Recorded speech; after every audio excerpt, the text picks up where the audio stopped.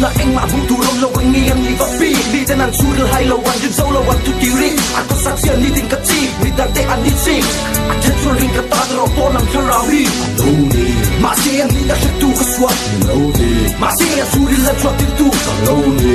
ni ta so se tu ni cha to ma ni ka in le phok la a cha so ami mani ayam mi dang fei kha anuam so ami mi dang ren lo thin kha try ti so ami adi so ami di ten bi sa sel lo tong su se an fel fucking big up in le rose so an de lo tua mi on de rose di ten bi sa sel lo tong su se an fel fucking big up in le rose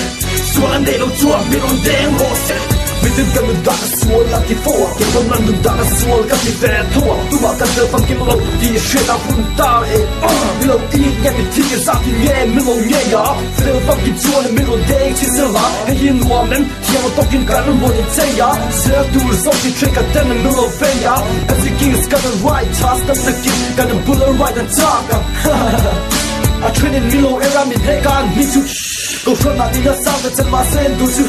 Before you saw me neck to neck, min heck to neck Then you say sel lo tong su se An fel fucking big up in en ler rose